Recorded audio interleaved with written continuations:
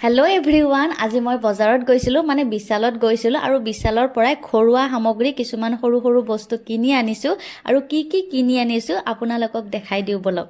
বিশাল মেগামাৰ্টৰ বস্তুবিলাকৰ দামবিলাক বেছিও নহয় কমো নহয় আৰু বস্তুবিলাকৰ কোৱালিটিও খুব ভাল হয়।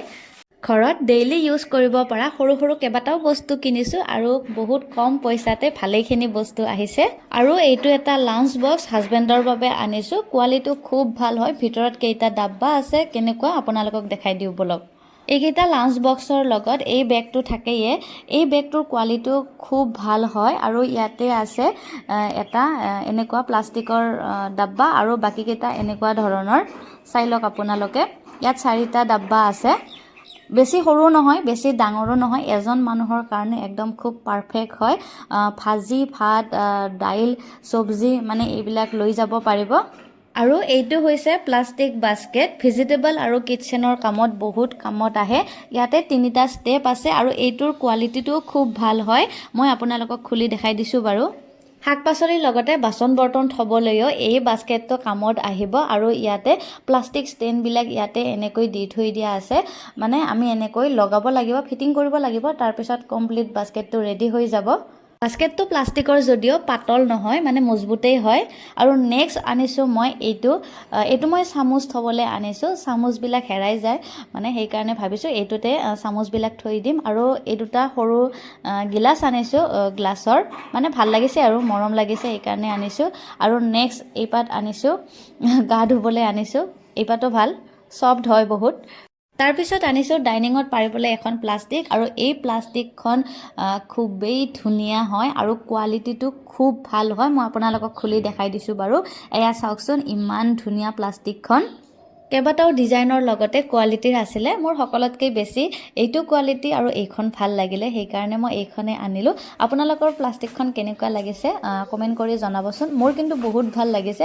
আৰু ছাইডত দেখিছেনে এইবিলাক এইটো কি বুলি কয় নাজানো বাৰু, বৰ্ডাৰত যিখিনি মাৰি দিছে সেইখিনিও মানে খুব ধুনীয়া হয় আৰু ভাল হয়।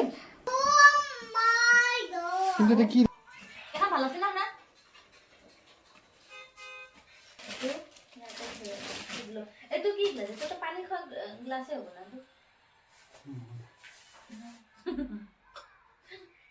তাৰপিছত আহি গ'ল এইখন বেডশ্বীট। এই বেডশ্বীটখন কেনেকুৱা লাগিছে ক'ব? Black colour.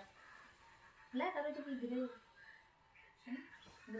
আৰু এই বেডশ্বীটখনৰ কালাৰটো খুবেই ভাল হয়, একদম ছফ্ট মানে, কিন্তু পিয়'ৰ কটনৰ নহয়। এইটো অলপ বেলেগ কোৱালিটিৰ, মানে বেলেগ কাপোৰ হয়, গম নাপাওঁ আৰু কি, মই এইবিলাক ভালকৈ চিনি নাপাওঁ। যিয়ে নহওক এইখনো মোৰ ভাল লাগিছে। আৰু সৰু সৰু কাৰ্পেট আনিছোঁ। এই কাৰ্পেটকেইখন মানে খুবেই ভাল আৰু ভাল কোৱালিটিত, মানে কম দামতেই দি আছে, সেইকাৰণে ভাবিলোঁ 4খনমান একেই লগত লৈ থৈ দিওঁ, কামত আহিব। আৰু এপাত আনিছোঁ কৰচ পাত, বহুত মজবুত হয়। আৰু লগতে আনিছোঁ এইটো জগটো মানে মোৰ ভাল লাগিছে আৰু কালাৰটো, সেইকাৰণে মই আনিছোঁ, মোৰ ভাল লাগিছে।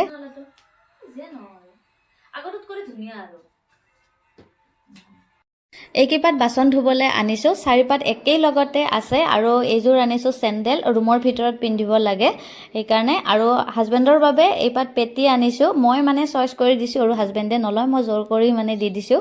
আৰু এইটো আনিছোঁ মছলা থোৱা ডাব্বা, এইটোৰ ভিতৰত আমি একেই লগত কেইবাটাও মছলা থ'ব পাৰিম, খুব সুবিধা হ'ব আৰু মানে কোৱালিটিটো খুব ভাল হয়।